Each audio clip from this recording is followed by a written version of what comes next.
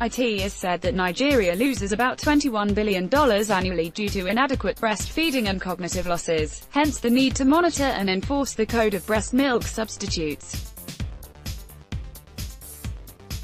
Dr. James Oloyede, Director, Nutrition Services and Education, State Primary Healthcare Board, Osun State, said this at a 3-day zonal capacity-building workshop on monitoring and enforcement of the Code of Breast Milk Substitutes (BMS) in Benin.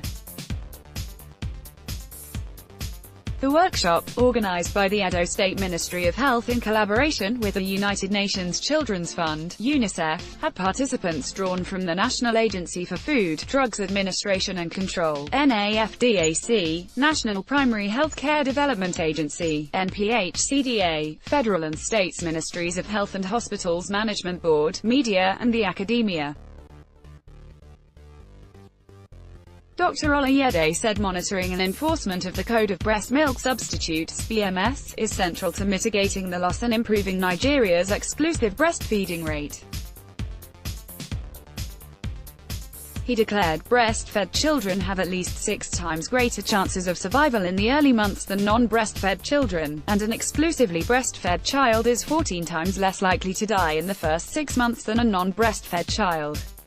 With Nigeria's exclusive breastfeeding rate of 23.7% in children below the age of 6 months, he said about 3 million children each year do not get the benefits of breastfeeding.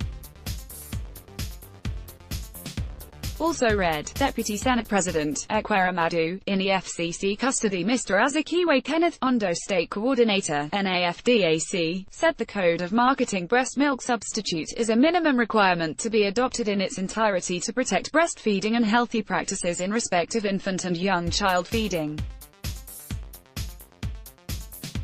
He stated, "We want everyone to keep the code so that at the end of the day, we have healthy, breastfed children.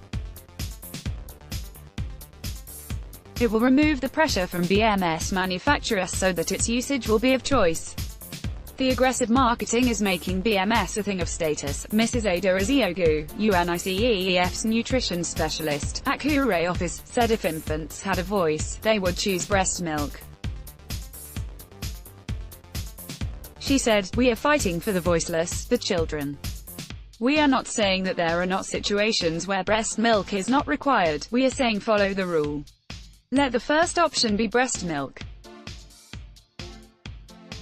Nursing mothers should be allowed to make their choice on how to feed their babies without being coerced by anyone."